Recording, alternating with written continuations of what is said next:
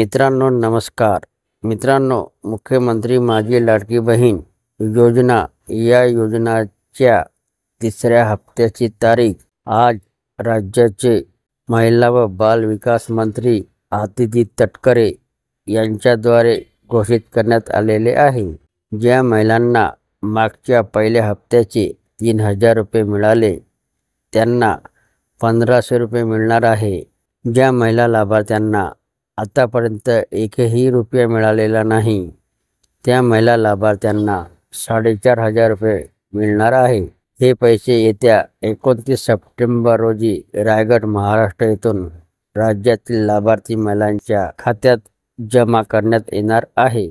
याबद्दलचा निर्णय आज राज्य मंत्रिमंडळाने घेतलेला आहे। याबद्दलची माहिती आपण राज्याचे महिला व बालविकास मंत्री आदिती तटकरे यांच्याकडून ऐकून घेऊया। मुख्यमंत्री माझी लाडकी बहीण या योजनेअंतर्गत तिसरा राज्यस्तरीय कार्यक्रम जो आहे तो येत्या 29 सप्टेंबर रोजी रायगड जिल्ह्यामध्ये आयोजित होत आहे। याच्यामध्ये जुलै आणि ऑगस्ट महिन्यातील काही तांत्रिक बाबीमुळे किंवा स्क्रुटिनीमुळे राहिलेले जे लाभार्थी आहेत, त्याचबरोबर 24 ऑगस्टच्या नंतर आलेले अर्ज जे छाननी करून झालेले आहेत असे, आणि त्याचबरोबर सप्टेंबर महिन्याच्या साधारणपणे 20-25 तारखेपर्यंत आलेले जे अर्ज असतील यांचे लाभ DBTच्या माध्यमातून वितरित करण्यात येतील।